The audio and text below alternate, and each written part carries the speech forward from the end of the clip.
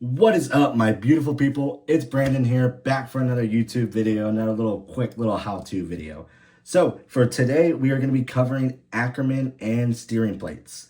What is ackerman? What are steering plates? So I'm going to cover that for you right now. We have 3 different steering plates we offer from Team Associated. We have the zeros, the plus ones, and the plus twos. Now, what do those numbers mean? What do they do? How do they make the car drive differently, right? Basically, it's pretty simple. The zeros are going to be your smallest steering plate. Plus ones are going to be that middle ground. Plus twos are going to be the biggest. Now, what does that do? What do sizes do differently? How does that make the car drive differently, right? Basically, it is adjusting this, your steering link right here, these 2 guys.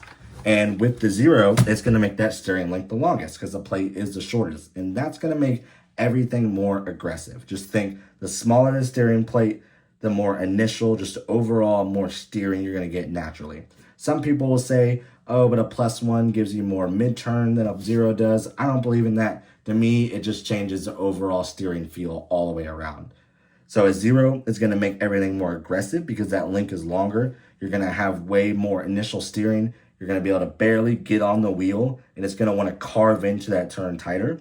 And a plus two, or even a plus one, is going to change. It's vice versa, pretty much. It's going to smooth everything out. You're able to get more into the wheel without the car wanting to jump into the pipe as aggressively, or just overall, you're not going to have that initial steering you would with a zero. So when do you run a zero, plus one, plus two? Like, what are the track conditions? My rule of thumb is if the track's pretty low grip, if it's a fresh layout, or if the track just never seems to come alive, never gets to grips, then you run the zeros. That's going to give you that natural front end grip. It's going to make your car feel like you almost have more front end grip because you get so much initial. If you're coming into a 180, you get on the wheel and the car just wants to keep pushing out and it's not hooking into that turn, that's your sign to go to a smaller steering plate.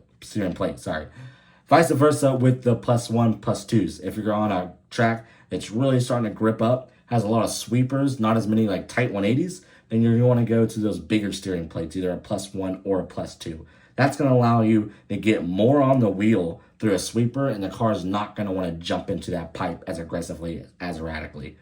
Now with the ackerman, it's kind of the same thing. Moving the ackerman forward, you're going to get that more initial, more aggressive front end feel. Moving the ackerman back, you're going to smooth it all out. It's going to go Cadillac mode. You're going to be able to get more on the wheel, and it's not going to want to jump into the pipe as aggressively. If you're kind of a driver like me that wants to drive barely any wheel input, I don't like to be full lock on the wheel, I want to be super smooth on it, then you'd probably like the zero steering plate. You may like the ackerman all the way forward because it's going to naturally give you that aggressive initial steering feel. Now, if you want your car kind of Cadillac mode, you like really chopping at the wheel, you want to be full lock or nothing, then that's when you need to go to those plus twos, move your ackerman back. It's going to smooth everything out.